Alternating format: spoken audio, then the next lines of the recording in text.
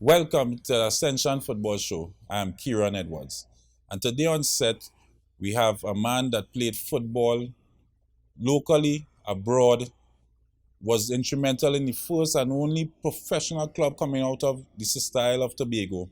A man that dedicated his life to football. One that many of us would know the name, but may not know the face.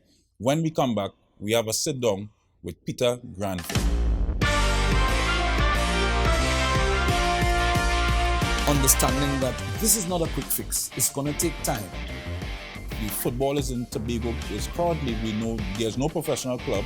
The policy in terms of how you get players to Trinidad has not been the way it ought to be.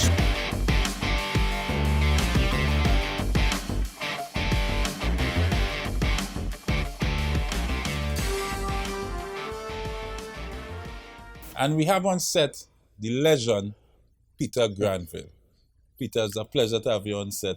Well, thanks for having me here. And let me just say, welcome to your viewers as well. Okay, no problem. The Tobago legend of Peter Granville. From young, I would have been, I would be hearing of Peter Granville, not knowing the person. This is the first time having to get a sit down with you. I would have seen you in your older days playing Tobago Masters tournament coming up with friends coming to look at the tournaments and seeing you part of that, but now having a sit down. I want the viewers to get a feel of who Peter Granville really is, because we'd hear of you, but not knowing the full expanse of your playing days and so take us through the days of the early life of Peter Granville as a player, and where you went to school and where you're from and that kind of stuff. Well, I'm the last of 9 siblings, and my parents, Joseph, who's deceased, and my mother also deceased. My father was a chauffeur. My mother was a social worker, and all I can say is that I have come from a sporting family. The first boy would have been Alan, who's now Ezekiel, has been the first Tobagonian to play for a national rugby team. My other brothers played sport as well, and then my brother before me, John, who resides in England for the last 35 years, became, I suppose, the first Tobagonian to captain a national football team, goalkeeper, and then he subsequently went abroad. He played for Queen's Park Rangers, Millwall, and he's a goalkeeper's coach. He's been a goalkeeper's coach for many years. I started my I can't remember. Football have been part of my DNA because I lived right, there's a playground just in front of our home. And it started there. I played in primary school a bit, and then I went to Bishop's High School, and that's where my career actually began, being coached. And beyond that, I came here for trials for the national youth team back in 1978. And that would have been having people like the likes of Clayton Morris, Brian Williams, Chris Pugh, Brian Haynes, those players, and those are people who are still friends for life. Clay didn't make that team because the coaches believed that I wasn't good enough, and that's fine. I came here, I had a break. 1980, I came to continue my studies after leaving Bishop's, and I should say practically to run away to go to Tesca, and then, of course, the first professional league in Trinidad and Tobago, which was run by, at the time, Arthur Sweet. So I played there for Tunapuna Modniks. I had my breakthrough Kenny Thomas, deceased. And just, again, want to say that Kenny opened his arms and his doors, and he was, of course, a very reputable coach. I think he did that for many of players in Trinidad. Oh, yes. Kenny was unbelievable. And I live by some of his rules that if you turn up and there's a training day, if there are 3 or 4 players, he trains. It's regardless of the rain, sun, and if there was snow here, Kenny will train. It's one of the most toughest and most brutal coaches, but he was a gentle giant as well. The person was very close to my heart. So I got my break here. I played Tobago basically at all levels under Coach Bertil Sinclair as well. And at that time, there was zone football at youth level, and that's how we would come, and the zones will come to Tobago and participate. So it was the best of the East Zone, North, Central, in South and the Tobago. Okay. And we had a fantastic squad. It's still regarded as one of the best Tobago youth teams ever. Okay. So, jumping forward, I came and I played for Modnix for one season, and then I joined the ASL reserve team, youth team. And there I met people like Ian Clausel and Manu, I can't remember Manu's thing, and Keegan, who is from Caranage. I met Marlon Waterman, I met Elliot Allen, players of that nature. So it was unbelievable for me to, after years of hearing about Leroy Span and Ron Laffery and Samuel Llewellyn, to be part of that crop as a young player. Rubbing shoulders with them. Very difficult to get into that team. Really, almost on no way you could get into that team. But I did play a couple games. I find myself scoring at Hazley Crawford Stadium too, and not quite sure after scoring the goal where I should run. I was in awe. Yeah. But it has been a good life for me. And after that, I went back to Tobago. There was a family business. And I was driving truck and backhoe and stuff because that was the business we were in, transportation and that. And I had an opportunity to go abroad. It was just being at the right place at a time when there was somebody vacating in Tobago that saw me and thought, you know what, you're not too bad. We lost the game 4-3, but it was one of the best games. It was Collar Hall versus, I think it was a team from Patience Hill, and we lost it. But the performance of both teams were incredible, and I had an opportunity to go. Right. But they thought that I was like 21, 22. Right. I was actually 28. Okay. So going there to two clubs, one I don't want to mention because it was a very bad experience. The other one was at Swindon Town, where Glenn Hoddle was the coach, and my brother was goalkeeper's coach at the time. He has just retired and had the opportunity, but I couldn't make the grade. I really couldn't. But I used the opportunity to go to a lower level team that was quite professionally inclined as well, called Chelsea Football Town, where two former England internationals in Kenny Sampson, who's still rated as one of the best right backs that England ever had, played I think at 2 or 3 World Cups, and also Ricky Hill, who happened to come. He's been here in Trinidad coaching Jablotey at some point in time. So. It was good to be around those kinds of players. But I really used that opportunity to educate myself. I did recreation and leisure industries at the East Berkshire College.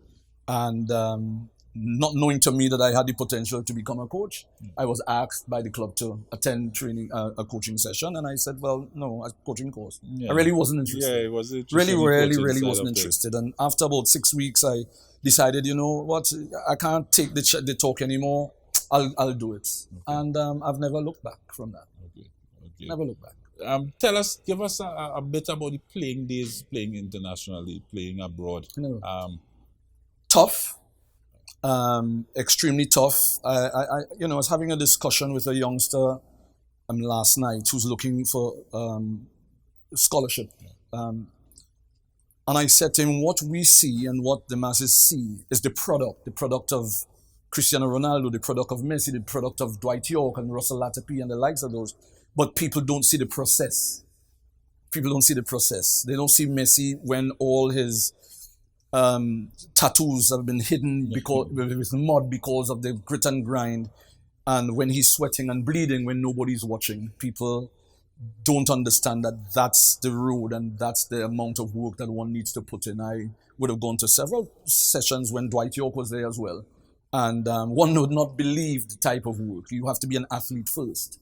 But again, people see on a Saturday when, the pump and flare and the glory. Yeah, well, they look at the players coming in with the expensive vehicles and saying, well, that's it. It's about the glitz and glamour. They don't understand your was getting up, working hard, training. They don't. And I understand that. So I try to coach from two perspectives. I try to prepare the Tobago teams that I've prepared, not to just be at the standard for the Tobago League. Yeah. That Tobago should not just be your stage. That Trinidad should be your stage. And you should come and you should make a difference. And you should be able to stand up and be counted. And the way to do that is by your performance. We're laid back by nature. As you know, there's maybe the sea breeze and the fact that we're just 116 square miles. However, we're not sheep-like. But the thing though, even now, and this is just my view, I don't think that we get a fair opportunity. I don't think that we feel that we're part of a national setup. And it's as though we're thought of as, just in case. And But that that's, wasn't always so Granville. We had at my days playing under national 17. There was a crop from Tobago. There, Macan Hislop. It had. Oh, you're talking about some good players there, No, man. well, it had a good group of Tobago players that really took charge of the national under 17 team, and even playing in the World Cup. Correct. In the recent years, I think that fell off in terms of the person's what was your thoughts in terms of how we operate with the Tobago? Because I think our emphasis was placed in the past in terms of making sure that the best players from Tobago have a clear opportunity to make the national senior team or make a national team. But nowadays, what's your thoughts on I that? tend to differ. It may have appeared so because the likes of Mac and Hislop, you had no choice than to select him. And maybe Keegan Mills, you had no choice than to select those. But there was still always lacking something that is predictable, a program that leads to Tobago being part of a national program.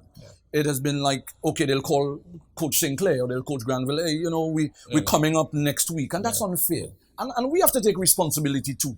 We're not putting our house in order and saying, listen, we are ready for any time you're willing to see us. So it's always a Granville or maybe a Terry Williams or a Sinclair or Terry Joseph, to think. And you will get players because the talent has always been there. Because you look at players like Arab Nelson, who to me is one of the best headers of the ball I have ever seen anywhere in the world. I coached that man as well. As he was phenomenal. And there was just not a predictable way in which, it was, and I want to say on the other flip of the coin, when there was that zonal football that worked, and I don't know why we as a nation got away from that. Because I want to be clear when I make this statement, there is no, as far as I'm concerned, there's no Trinidad and Tobago without Tobago. Yeah. There's none. Correct. I agree with that. And with the teams, we would have seen the successes of teams when we go to qualifiers without players from Tobago. And then because the facts are there, when we qualify for any major tournament with football, there have been a players from Tobago on part of the team and playing instrumental parts and roles on the team.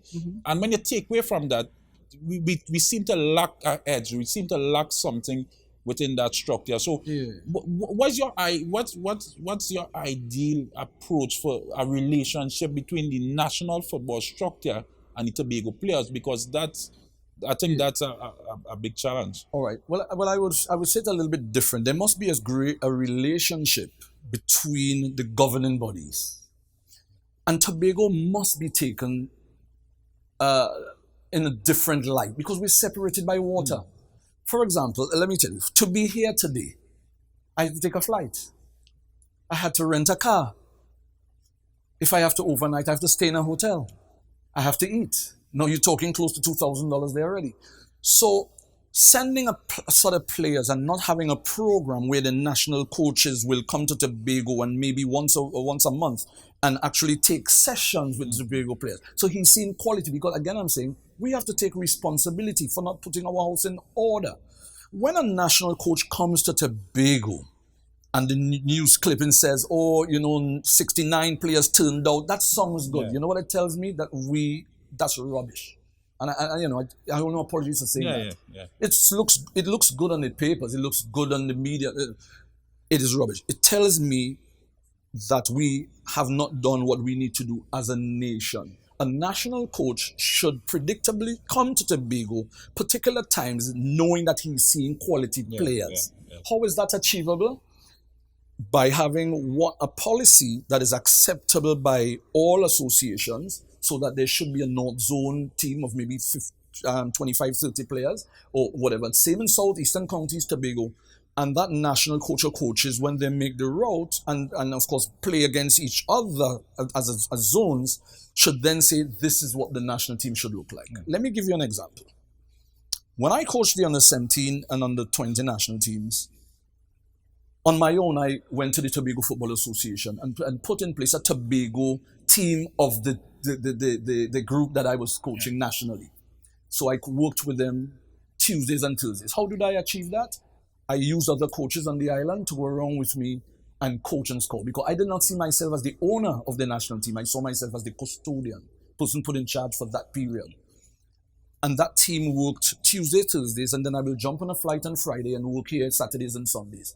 And until those two teams, those squads, would play games and train backward and forwards, giving the Tobagonians the opportunity to come here, and then there would be not a national squad, but there'll be a Trinidad squad and a Tobago squad. Yeah. And until they interface several times, and until sometimes I bring players down to see how they interface with the boys here. Yeah. When that is done, and only when that is done, then it becomes a national squad. Yeah. And I don't understand how we have moved away from that. The North-South Classic that would have been way back in the day, I don't know how, as a nation, a footballing nation, we've moved away from that. I really don't know. And you're right. We have Phoenix, we have Roxborough Lakers, we have Bethel, but I'm saying that is good. That club football, Super League football is fantastic. But if you're talking national, you have to be playing and should be playing in the Pro League. Top flight football. And I'm saying, let's be honest. And I'm talking as a sport officer of the THA former. I've just retired recently, right? But for years, teams have been coming to us, and there are times that I would have served as the director of sport. I performed the duties thereof, right? And teams would write to us indicating that they want to play in the leagues in Trinidad, and 4 clubs. And they're asking for financial support. And you're talking about, let's even put it at $100,000 per club by 4 clubs. Yeah. Let's do the numbers. Let's say 25 players are to be registered, and I know it's 35. Yeah. So let's do 25 by 4. That's 100 players at every age group level in Trinidad. Are you really telling me that Tobago has 100 players that the national coaches are interested in looking at? I am saying, I'm saying we need to get ourselves in order in Tobago as well, and make sure that the Phoenixes, the Roxborough Lakers, the Charlottesville, the Bethel, at the end of playing, should select the best players at each age group. So when you're asking for funding, the THA is binded almost to spend money on quality for the showcasing for the national good. That's what my thoughts are. Yeah, well, I'm happy to get your thoughts. And as you're saying on your thoughts, I would like to get your thoughts on the state of Tobago football currently. We know it recently had an election of the Tobago Association. Mm-hmm. What's the thoughts in terms of where the football is in Tobago is currently? We know there's no professional club. There's one Super League club active, 1 and 2 supposedly having some issues with compliance, and they should be back in the Super League soon, and then the zonal football. What's your thoughts on the structure of the football? Well, I haven't had the opportunity to sit with any of the executives or the president, any vice president. However, the gentleman who's at the helm, I know him quite well, and I can tell you he is a professional. Yeah. Other members of that executive, Mr. Alfred, Mr. Duke, are also, they're Tobago-centric, and they will seek, as far as I'm concerned, the best things for Tobago football. We are in a pandemic, and of course, we are at some point going to come out of that. And I want to just make it clear, we've been here before. Trinidad and Tobago have been here before. My father was 2 years old when the last pandemic was here, and he survived, and I am here, and we are all here. It is what we do now as Tobagonians to put ourselves and our house in order. And let me say this: if there is a best time to put our house in order, is now. You know why? As a nation, we're at the lowest ebb at this point. So as a Tobagonian, I can say, now is a good time to put a structure in place and say to Trinidad, let's what? We are ready for you at any level, and we will, as I like to say, come and knock on the door. And if you're not answering, we knock again. And if you're not answering, we start pounding the door down. And how do we do that? By way of performance. Stand up and be counted. But again, I'm saying, I'm the firm believer that when you leave Tobago or people or the national coaches come, they should see quality players already in training. And I want to end by saying this: training in the national training uniform and make us feel that we're part of a program and not just a second thought. It's like a bastard child. No, so that's not a all good right. feeling. So we are in this the system of a normalization committee currently.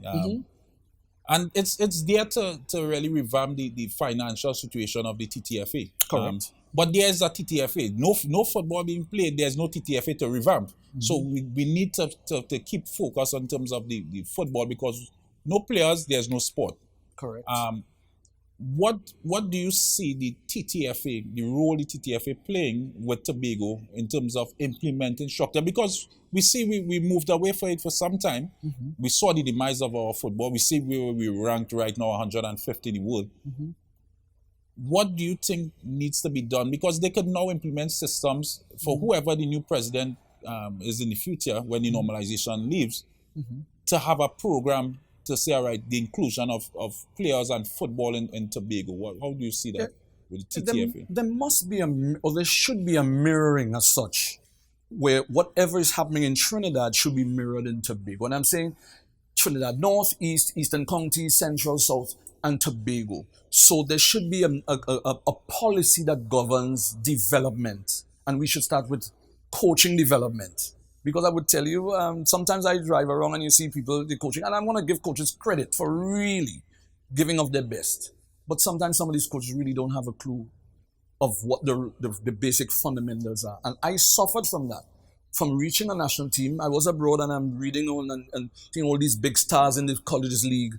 And when I took over, when I came and I became a national coach, I was spending more time on fundamentals at players who are 19 and 18 years old, really. I mean, so until we get it right, understanding that this is not a quick fix, it's going to take time and it's going to take effort. We have to have a policy that is agreed upon by all. It doesn't mean that Tobago must follow every single thing, but there should be a national policy that governs, so that when the national coaches come, and I dare say, I believe that even the Tobago head coach of the various teams should be part of the national program. Yeah. Because he should and she should understand what's happening at the national level and what is expected here when coaches come. So players should be ready. And until that happens, and I mean, the normalization, they're not technocrats. They're here to do a job, and rightfully so, they're here to do that. And sometimes football, things need to crash and then rebuild. And again, I'm saying it is not a quick fix. Yeah. It's going to take time. Dwight York and Russell Atterbury and Shaka Hislop, who went to the World Cup, started training in 1981 on the national 12, national under 12 team. Yeah. Dwight was 9 years old, and we got to the World Cup in 1996. 2006, sorry. Yeah. 2006. It takes time. It takes time. And we have, and let me tell you, that people really want to give back, really, really want to give back to this country, but it's a question of trust. And we have to fix that. Tobagonians we feel as though we've never been given a chance. Yes, there have always been players on the national team. My brother had to come and live here with my cousin deceased, Desmond Cathy, was a minister, to make it onto the team. And I'm saying it should never be. Yes, he did. He became national captain, but it shouldn't be that way. There should be a predictable way where we feel that we are included as part of the whole. But Granville, knowing that, as you mentioned, your brother happened to come to Trinidad and live. So did Dwight York. So did Colvin Hutchinson. So is it that when you leave Tobago? So did Carrington. I can tell you. To me, it's difficult. When you leave Tobago, Granville, is it that situation where you have to pay your airfare to come and train with the national team and then your accommodation? How does that situation operate? No. Again, there is maybe an unwritten policy, and let me share this with you. I became close-knit with a general secretary after I walked away from national football, right? And sometimes he would come and say, listen, we have 7 girls to come down for national training. I said, wait, hold on. And he's talking to me now as a sport officer. Right. Because there is a vote for assistance to sporting organizations in the THA, right? Again, that's what everybody knows. Yeah. But he should not be calling me because he's my friend. He should be a general secretary writing to the Tobago Football Association requesting the services of these people or the presence of these people to come whenever. And then the TFA will write, Tobago Football Association would write to the Department of Sports of the THA, indicating that we've received in receipt of a letter indicating such. And that's how it works. But while players, yes, have been on national teams, the policy in terms of how you get players to Trinidad has not been the way it ought to be. Supposed to be. You're calling me, we're calling you. And yes, so players are there. But what about the from... player in Charlottesville? What about the player in Castara and Palatine? Who's the road to success? The players, the teammates are telling him, fellas in town really don't care about we. I like to go in and find the diamonds in the rough. That takes work, you know. I believe with the new president would ensure of the TFA would ensure that the proper procedures are followed. Well, he have no choice, you know, because I want to throw him under the bus. Yeah, he was a general secretary, operations, and top man, you know. This is a man that worked in the TT Pro League for years, you know. So much is expected of him, you know. I'm certain that he would operate. Knowing of the person, knowing the history of the person, I think he's a stickler for process and he has some good office bearers. He does. Because unfortunately, while we would have had some presidents before that really had the interest at heart, it always boils down, unfortunately, to 2 or 3 people within the organization doing not the a work. strong team. I don't see it in this organization. I see this organization management team as being extremely professional. One of the vice presidents have lived in Guyana and worked for the Guyanese government for many, many years. He also coached Guyana. So while he's administrative, he's also a technocrat.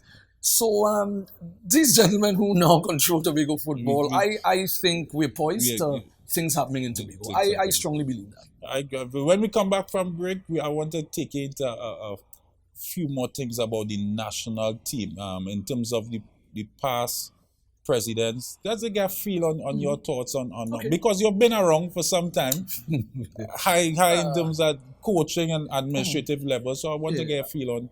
I've seen a bit. I've seen a bit.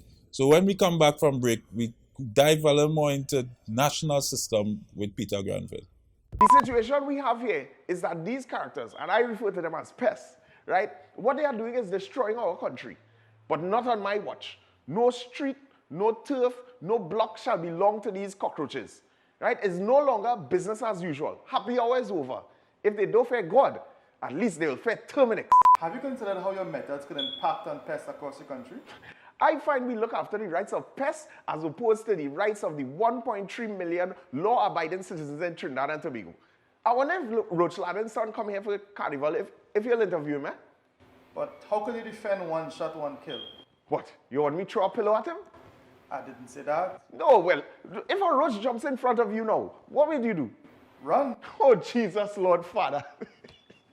Pests bothering you? Call Terminix at 672-5007 or 672-0042 or visit our website at terminix.co.tt for a free quote and consultation. Join our fight against pests. Get in the game with Ascension. Quality for champions. Hey, Ascension! Ascension! Premium quality and style make you stand out all the time. Ascension is quality for champions. Ascension fit is always right. Take your game to higher heights. Ascension got the quality for champions. So everybody say, hey, oh, we wearing Ascension when we play. To run out on the field in style. What's the brand that we want? Ascension, Ascension, Ascension. We wearing what we wearing is Ascension. Quality for a champion. Ascension. We wearing what we wearing is Ascension. Quality for a champion. Ascension. We wearing what we wearing is Ascension. Get in the game with Ascension. Quality for champions.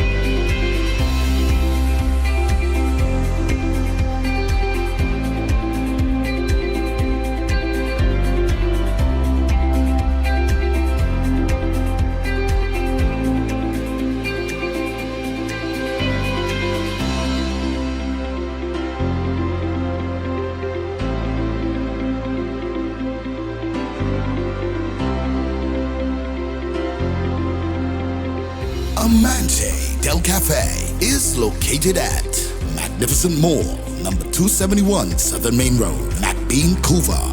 Amante Del Cafe. Happiness begins with brew.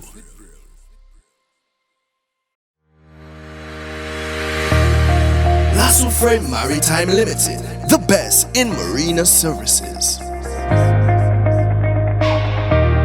At our facilities, security checks ensures that all vehicles are secured. Our newly renovated bathrooms are always kept in a clean working order. Need repairs and maintenance? We have you covered. Our qualified workmen will get the job done. Boat storages,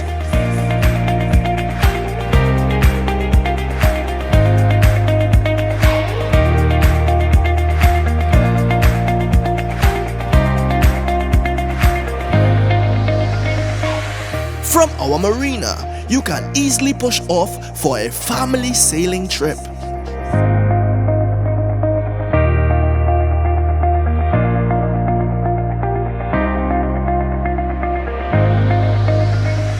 Or out fishing with the boys.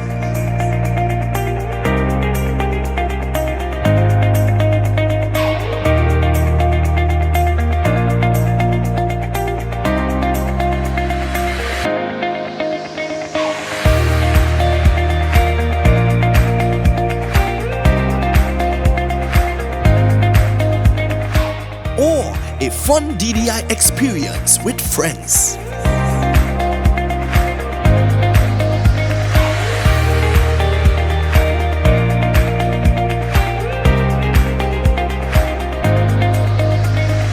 Boat repairs, secured parking, extensive camera system, boat charters, boat rentals, down the island parties. Contact us at 1-868-634-1653. Lasso Freight Maritime Limited, the best in marina services. Life's better on a boat. And we are back. Peter, I want to get a feel, being part of that old school, as we call it, being around the national structure, national setup, seeing all the different presidents passing through the TTFA. I want to get a feel for fans of the game to kind of understand from the years of Tim Key, because we have seen a drop in our football. Being ranked 46th in the world under Tim Key and being ranked 105th currently within a short span, less than 10 years. We know it's to just get a feel. So I would like to hear your thoughts on terms of the administration during the Tim Key executive.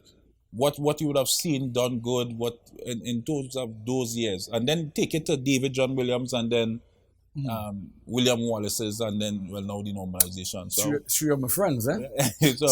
but Remember Tim Key, I met him when I returned to this country, and I was looking for a Chinese.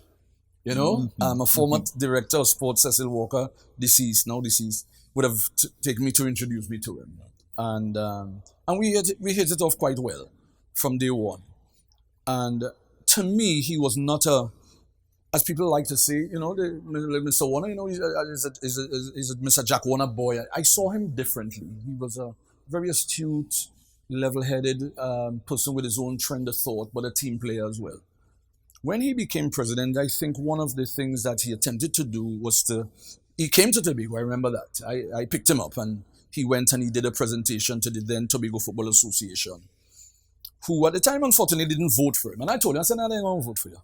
Because there could be all that, they ain't going to vote for you. Because you know, you see the whispers in the corridors, you know? But he became president. And one of the things that I admire about him is the inclusion of Tobago. He would have taken the then Tobago's president, even though Tobago didn't vote for him, to it was a FIFA's conference somewhere that they have yearly, and again that would have been exposure. And one of the things that I admired about him is that he, in bringing in Stephen Hart, was one of the best things that I believe that I have seen since Gally Cummins. And the country was rallying again, and the team was playing well, and you could see the players wanted to play for the country. They had a sense of pride, and you know. One of the things about Tim Key is that he was too trusting. And as they say, you come and you open to everybody to make things equal, and they would have done some restructuring of the what do you call it, the bylaws, and you get, I want to say, and you get lick up. So I'm going to be go you know. But he was a stickler for professionalism, and unfortunately for him, but he knew what he was getting involved in. He inherited, as president, a lot of debt. And how do you treat with that? It's as though you pick up a lady and you decide that you want to have a relationship, and she has 7 children. Coming with the package of that marriage is 7 kids. Yeah. And he knew that. However, I think that hung over his head, and being part of the past executive under Mr. Warner and Mr. Oliver Cams and stuff, there was that stigma. But I could tell you, I think he was a fantastic individual. I had many opportunities to even travel with him to see the Champions League final, because I got tickets to go to Bayern Munich versus Dortmund, and he happened to be going as well. And we walked a couple of days after Oxford Street, spent the entire day together. He really had Trinidad and Tobago football at heart. And unfortunately, I don't think that he had the time, because I think he was just there for about 2 years. Yeah, one term. He did one term so he had a general secretary in terms of having Justin Latipi George, who was my immediate boss at the THA at one point, and he subsequently left because he wanted to pick up the position as general secretary, because again, football is in his DNA. However, the guards were changed, and John, who I know quite well, and we served on the Pro League board for many years, came in, and again they're saying that debts would have been inherited as well, rightfully so, or understandably so. And I don't know how the debts would have moved from what I'm hearing. I don't see the books. I'm not an accountant, but administrator. Would have moved from where it was to where it's at the moment. But I can say this: the home of football is something that would have been welcomed by me, and I suppose by eventually, if not yet, by Tobagonians, because it's a place to house people.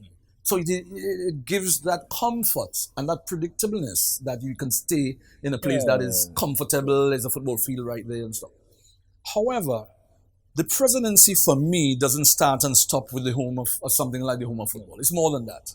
And for some reason, we just went downhill.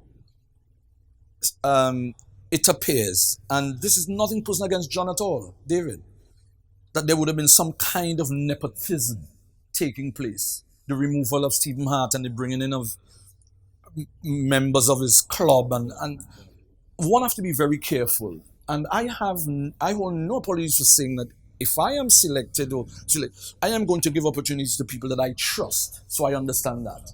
But there was a way to do it that it could withstand scrutiny. So he had that elephant on his back. And again, a president, I suppose, could make decisions outside of the board and then report to the board that this is what I've done. Again, we live in a small society, and one have to be very careful. Again, I was never a member of the executive, so I really don't know, but I'm hearing these things. And we see the then some Tobago players ended up playing with his club, and for me, a president should empower the zones. Tobago needs empowerment, encouragement to be empowered. So I would have thought if there's 7 boys from Tobago that there was an interest for the national team, I'm saying, say to Tobago, hey, do the search, do what you need to do, and bring a team and participate in the TT Pro League. Because I can't see the TT Pro League saying that they are not going to accept a Tobago team at the various age group level. As a former member, I can't see them saying no. Because again, how do we showcase? Even if there's not a team from Tobago in the Pro League anymore, how could we be seen at the various age group levels? So again, I believe that John unfortunately suffered from the thought that there was some nepotism there. However, we go to William Wallace. He never stood a chance. Why would you say that? All right. Let me say this. Let me be clear on this. The normalization, FIFA can in fact send in the normalization committee at any time. People are questioning when. I myself say, well, it doesn't look, and the whispers in the corridor, well, they're trying to hide John and what he would have done, and I don't know anything about that. However, the debts that would have been inherited by William Wallace and his executive didn't happen under his tenure. And for me, I would have thought that FIFA may have come in before. They didn't, and guess what? They can come in anytime, so they've done. And Wallace being a Tobagonian, hey, we could fight, We could fight, I had a battle some years ago with Duxkill Wallace when I was coaching, with a little fight with Mr. Warner, who I respect, and I communicate with him. I mean to say that would mean that I probably would never coach a national team again. So be it. But I am not going to hide that Mr. Warner and I have a good relationship, and I respect him, and I feed off of him, and sometimes he would say to me, Granville, those are the kind of thoughts you had about football in Tobago, but they was hiding you from me. But he was in the Trump Towers as the CONCACAF's president, and I didn't have to interface with him. And FIFA's vice president. And, he would have surrounded again with people that he could trust, and there's nothing wrong with that. But let me say this, I don't know that we would have ever gotten to a World Cup without him. I never heard of a half a spot. What is that? Bahrain playing, But again, I am not here to judge. And people should not judge me except what they is to be factual. So William would have put up a fight. He would have won a number of the battles. And ultimately he lost the war. But he stood strong to say, listen, why don't you come and let's sit and discuss and show me how you can give assistance in getting us out of this financial woes that we're in. But FIFA doesn't operate like that. And I want to be clear. I am not a firm believer that it is only past footballers that can run football. Football is now a business. And FIFA would, in fact, put business people in place to say, look at the books and tell me what you see and give us some ideas how we can get out of this. And they have the authority to so do. We, as a footballing nations, as other nations, would have signed on years ago to say that if there is a dispute, it has to go to CAS. And that's the bottom line here. In the whole argument. In the whole argument. William Wallace would have won whatever, and this judge in Trinidad, God bless us all, but it came right back down. What did you sign up for? And we signed up for, but it should go to CAS. In the couple months that he was there before FIFA brought the normalization, I believe about 5 months, you'd have been there. That period, how do you look back on that period in terms of that 4 to 5 months period that he was there? Because he would have made a lot of appointments. He would have signed a new clothing deal and different. What's your thoughts on that period? William, as I know him to be Ardale, because we were in school together, he was my senior at Bishop's High School, Tobago. He's very trusting, and maybe too trusting at this. And maybe that's who we are as a native Tobagonians. And certain people turn that out. So he would have depended on a number of technocrats and said, as president, okay, I'm going along with this because he's not going to get too much involved in those areas. And that probably could have been one of the demise, that was too trusting, and he would take the word of a technocrat, somebody that he would have trusted, and say, well, okay, if that's what he says or she says, then I'm going with that. Or if that's what the technical committee says, as president, I'm going to agree with this. We'll appoint that person.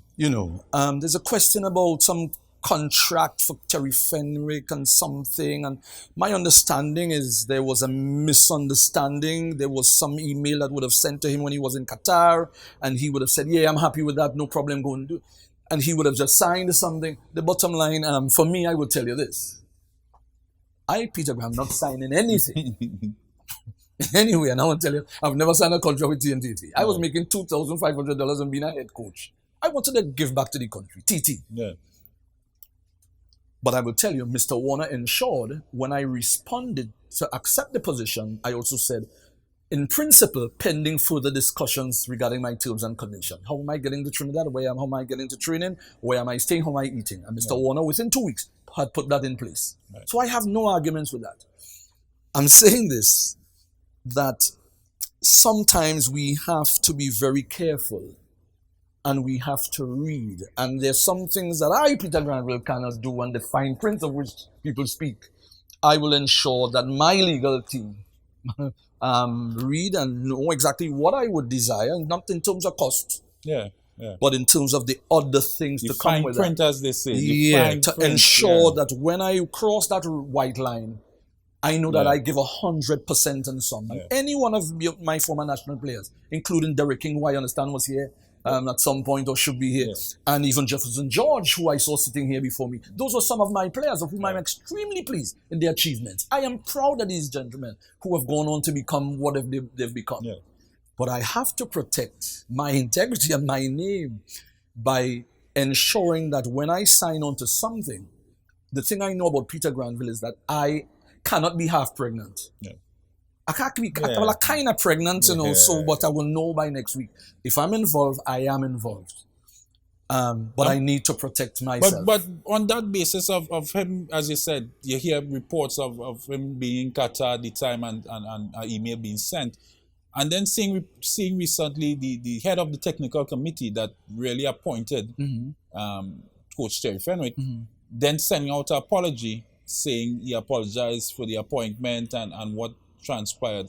Does that in any way help the image of William Wallace now, knowing that the head of the technical committee coming out and apologizing for the appointment of Terry Fenwick, and then hearing William, because William Wallace is a mentor of mine, was a mentor of mine.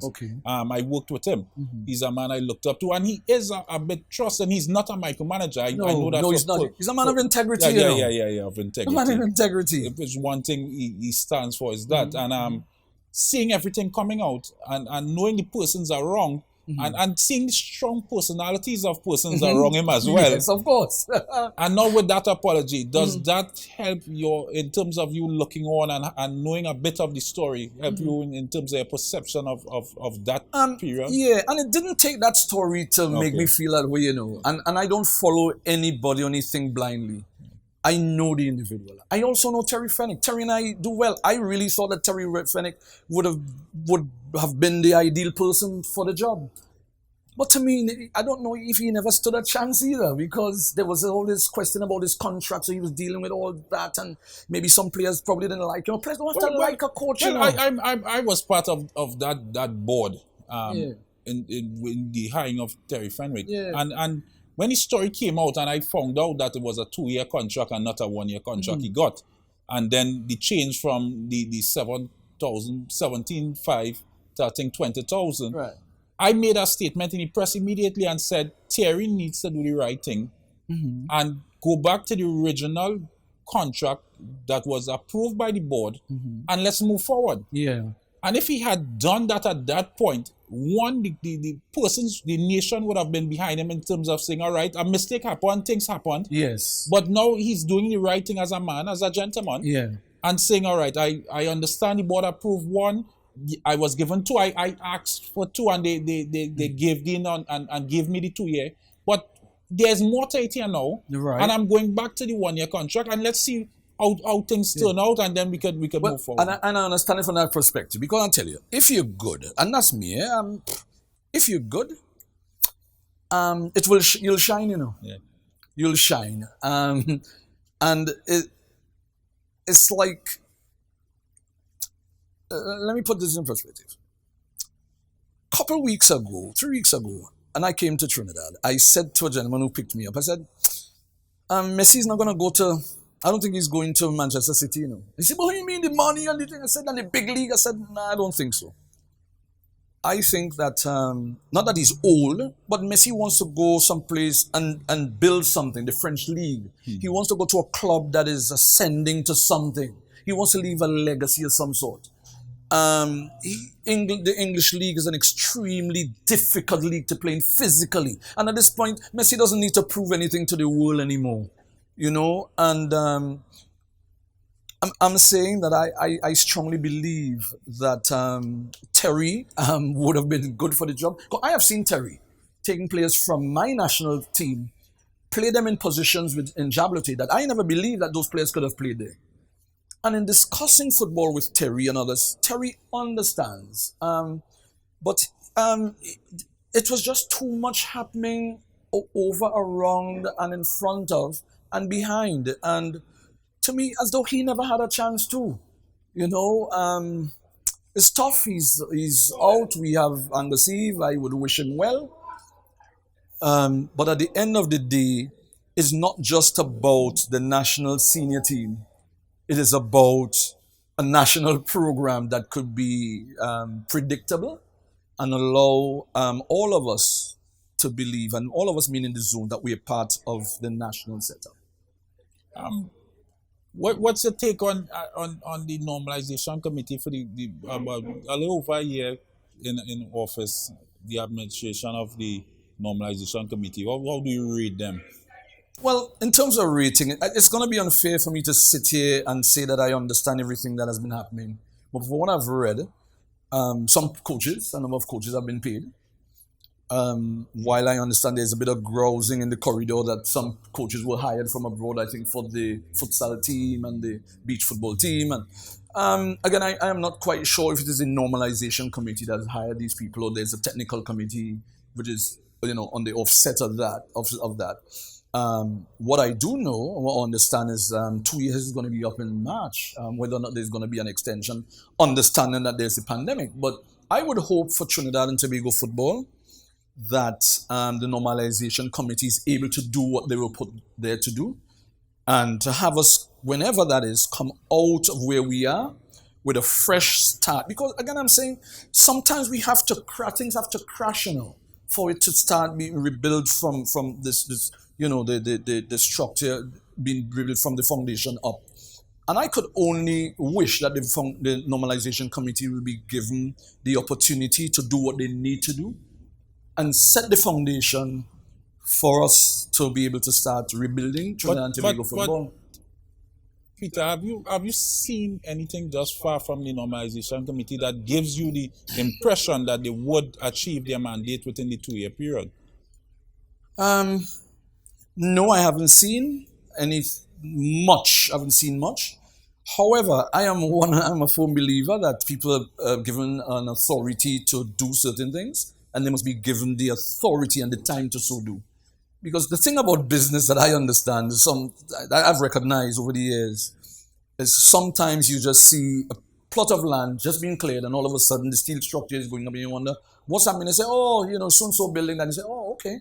So maybe that's what's happening in the background, and we are not quite sure, because who did they report to? Not us. Well, certainly not me, because I'm on the outside. Well, they don't report to the stakeholders. Right, they report to FIFA. So it is quite possible that much more is happening that we But should they be reporting to the stakeholders and informing the stakeholders of football? Because without the stakeholders of football, there's no TTFA to run. That sounds good, but I'm not quite sure if that is what the arrangement with FIFA is.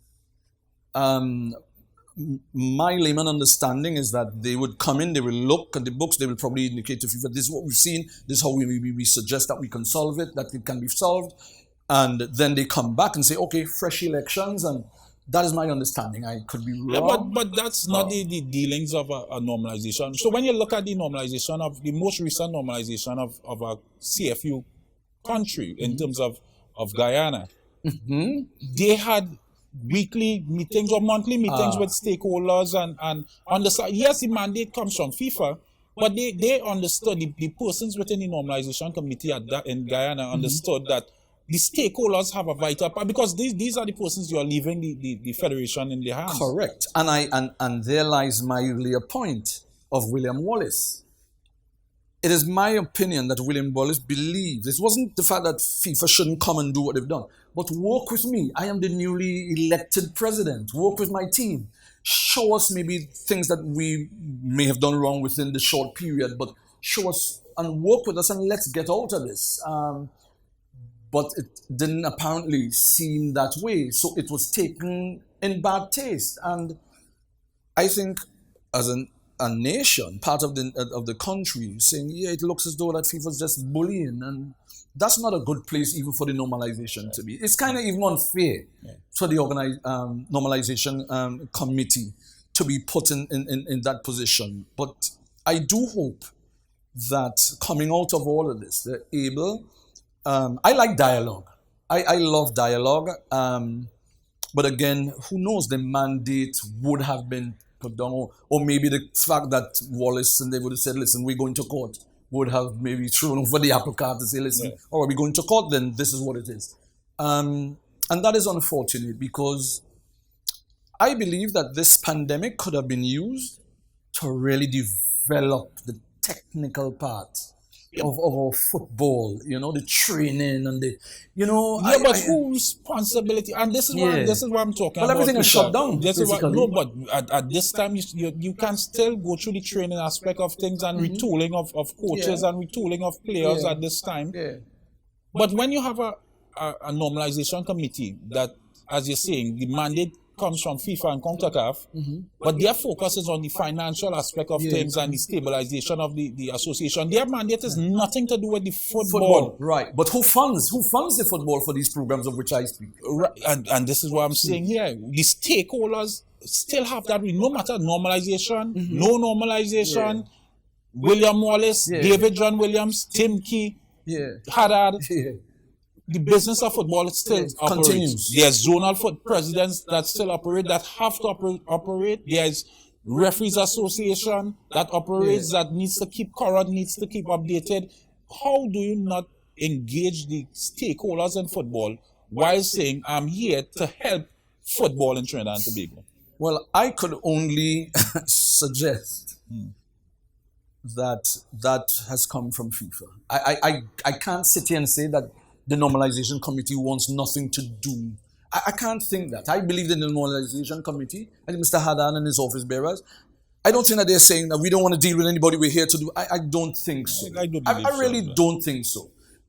So the hands are probably tied. But so how do the stakeholders of football, yourself being a stakeholder of football in Trinidad, how do we ensure that if we are here for 2 years, or even if we are here with an extension or however long, how do we ensure the survival of Trinidad and Tobago football? Because this is our mandate as administrators. Well, let me say this.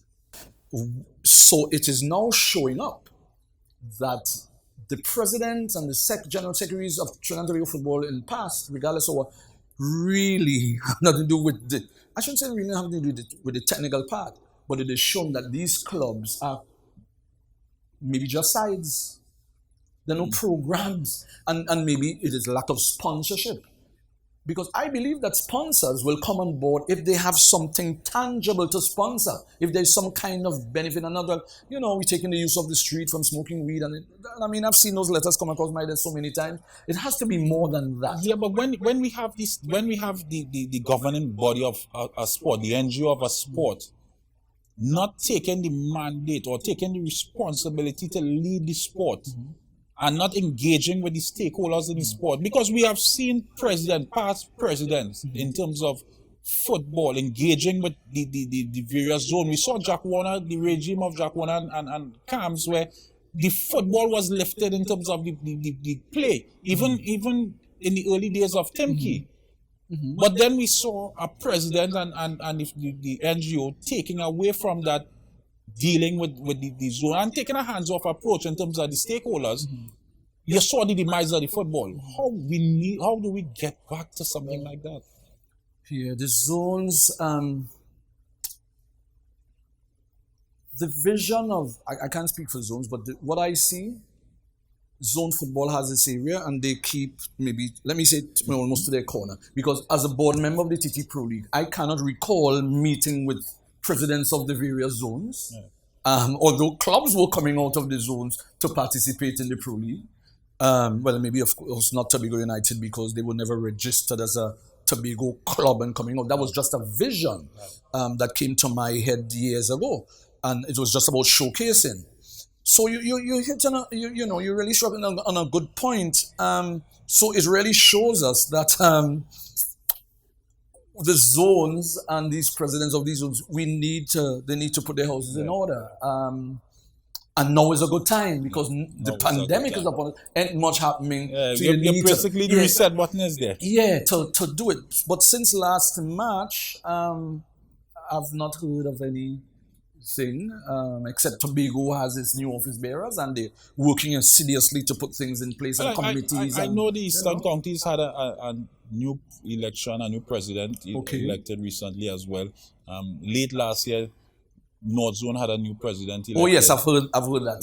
Russell, I think. Russell Yes. So there's things happening, and I think the new person's coming into the football. Ian Pritchard is the guy at Eastern Counties. Eastern Counties, I know Ian. Yeah, head of UTT Sports. So but where do we? You know what my opinion is. For example, Russia. I was having a discussion with a friend of mine, a really good friend of mine in Tobago, and he was alluding to the Russian structure of their professional league. And when I listened to the government, our government of the day here, speak about giving more power to the councils, maybe that's the way that we need to go. That these clubs or the zones will be empowered by the council in the area and be funding because the council will therefore have more autonomy of the areas. Like similar to what happened in Tobago with the THA, where where the zones that helps the zones a bit. Yeah, there is funding to assist track and field. But for here everybody goes to the Ministry of Sport. And I can tell you, even from the THA perspective, I'm spending 25 years there and seeing a lot of things pass across the desk and being in meetings. It is very difficult to feed, and I'm saying to handle everybody that's asking for financial assistance. It's very difficult. But if funding can be put aside for the regional corporations, and of course these regional corporations take the responsibility to not own the zones, but be part and parcel of the funding. Maybe that's the key, because that's what Russia, in a real sense, from what I'm hearing, has done. I have to do a lot more research on that, because they are playing good football. They are performing good. But that's the product. What is the process? Their leagues is not controlled by maybe Coca-Cola or Carib. It's controlled by the regional corporations or council, whatever they call it. So maybe we have to look at that. Maybe we have to have a discussion. Being a zonal president myself, we'll have to have some discussions about that. I would say this. We talk about, America football. I've been coaching in the States I've worked there for 2 years before coming home.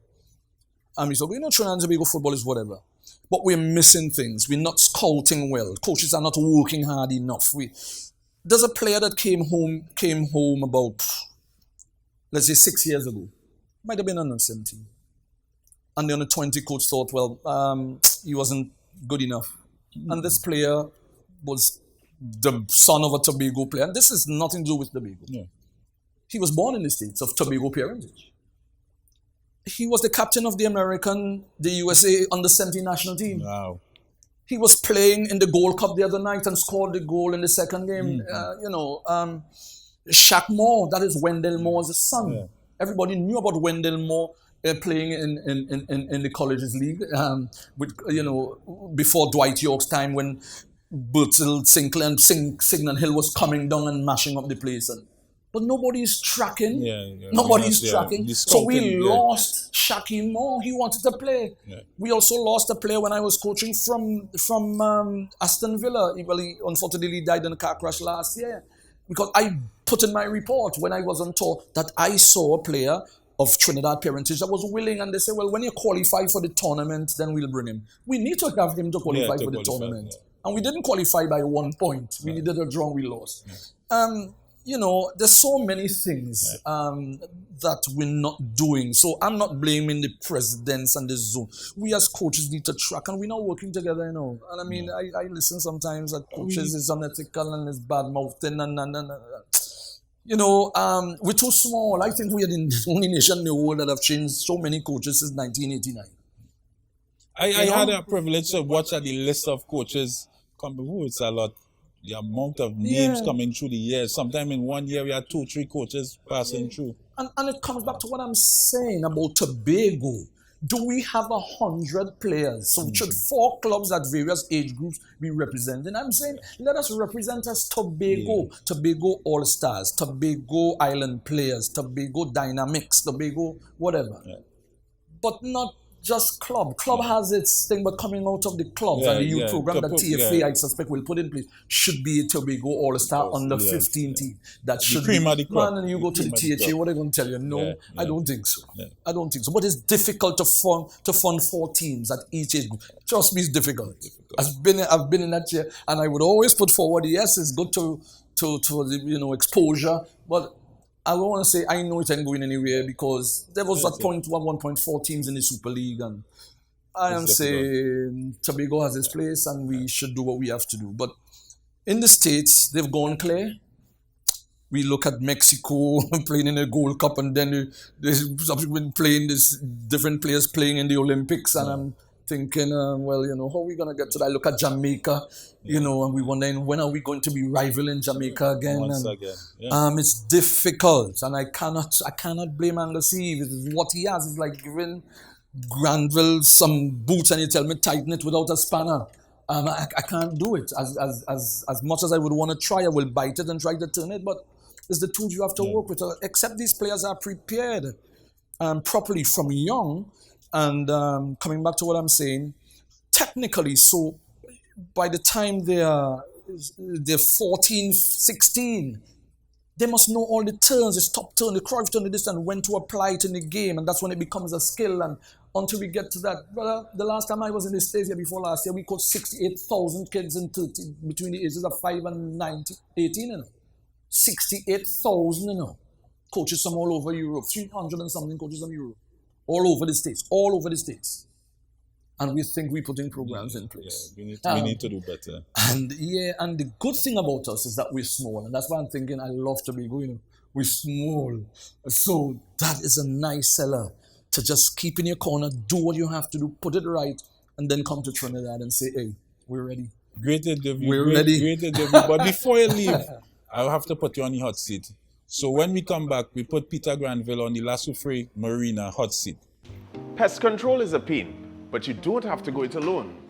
If you're a business that needs someone who will fix your problems point blank, go with the brand that's tested. Go with Terminix. Born almost a century ago in Memphis, Tennessee, Terminix International's mission has been to spread its innovations across the world through its integrated pest and termite management system, reducing the infestation of pests and vermin. Our Trinidad franchise neutralizes the threat of tropical insects and ensures that companies, from food production to hospitality, protect their investment and get the maximum value from our relationship. And we've been doing it well for over 20 years. Termites and pests are relentless, but they're no match for Terminix. Contact us today for a free consultation and quote, and let's introduce you to convenience. Protect your premises today. Choose a service provider that persists. Talk to Terminix. Pests bothering you? Call Terminix at 672-5007 or 672-0042 or visit our website at terminix.co.tt for a free quote and consultation. Join our fight against pests. Get in the game with Ascension. Quality for champions. Hey, Ascension! Ascension! Premium quality and style make you stand out all the time. Ascension is quality for champions. Ascension fit is always right. Take your game to higher heights. Ascension got the quality for champions. Now everybody say, hey, oh, we wearing Ascension when we play. To run out on the field in style. What's the brand that we want? Ascension! Ascension! Ascension! We wearing what we wearing is Ascension. Quality for a champion. Ascension. We wearing what we wearing is Ascension. Get in the game with Ascension. Quality for champions. La Soufrière Maritime Limited, the best in marina services. At our facilities, security checks ensures that all vehicles are secured. Our newly renovated bathrooms are always kept in a clean working order. Need repairs and maintenance? We have you covered. Our qualified workmen will get the job done. Boat storages.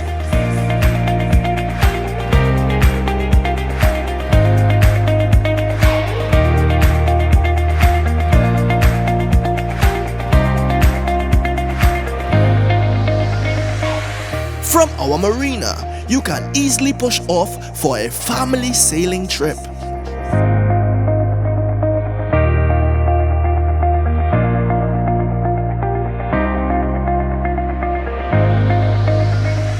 Or out fishing with the boys.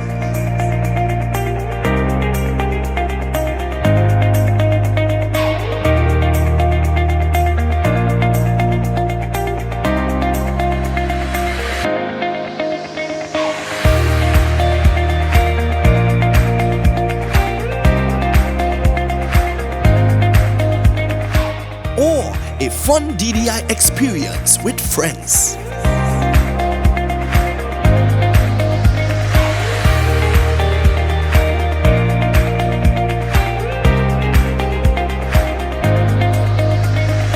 Boat repairs, secured parking, extensive camera system, boat charters, boat rentals, down the island parties.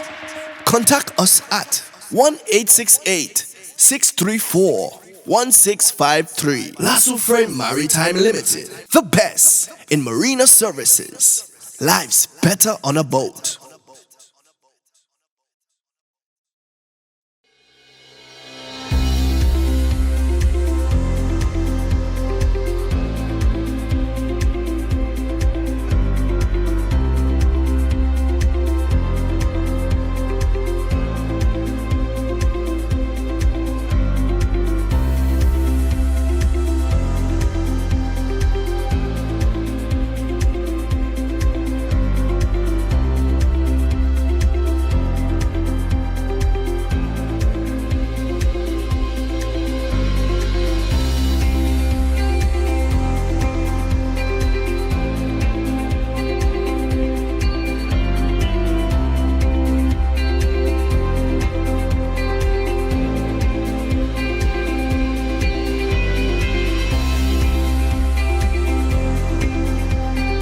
Amante Del Cafe is located at Magnificent Mall, number 271 Southern Main Road, McBean, Couva.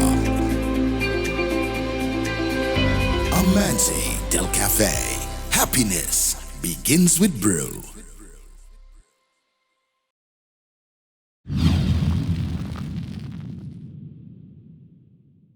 And today, on the Lasso Freight Marina hot seat, we have Peter Granville. Peter, I want you to give me your all-time best 11 men's national senior team. Oh, Give me a formation you want to play, and then well, I'm going back to football when I first came to Trinidad, when I saw the Caribbean All-Star team versus Cosmos. So I'm going back to a 4-2-4 system, where I used to play back in the day in Tobago. 4-2-4. So I've never seen Lincoln Phillips, and I've never seen Coach Cornell. I've never seen it. So what I've seen, yeah. and I'm going with John Granville in goal. You can't select yourself as well. I can? No, you cannot. Well, You cannot. I couldn't even make a national youth team. I'm gonna make all. I know somebody might want to come on the show and not being a player and say, well, I will play forward, Yeah. and I'll even out Dwight job. I didn't know Dwight. Yeah. I don't want to do that. So I have John Granville. Yeah. I have Selvis Figaro. Sellers. I had the opportunity of playing with him in Modnix. He was the assistant coach player. I'm going with Steve Dark Horse Pierre, left back with a right foot. I'm going with Russell Teixeira in the hoop as well. Allow me to come back to the right back. Okay. Allow me to come back to that. So that's 3 events, right? We're going with 4.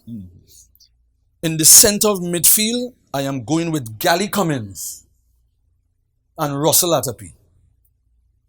And up front, I'm going with Leroy Span, left side. Samuel Orwellin, right side. I'm going with Ron Laffery and Steve David Steve David. So you leave me with a right back. Give me a right back. Give me a right back. I'm going with Brian Williams. Brian Williams. Because he brings the long throw, he brings the overlap, he brings I'm going with Brian Williams. So no one from the World Cup qualifying squad. No Dwight. Well, Russell. You brought Russell. You brought Russell. Oh shucks. Well, all right. Sorry. sorry. Yeah. So, I'm gonna have to leave out wrong. You'll have to leave out wrong. Gosh, boy. Seniors are sorry. Yeah. Because Steve David, boy, he was different. Leave out niceness. And leave out niceness. I'm sorry, Chief. I'm sorry, Paulo. I'm sorry.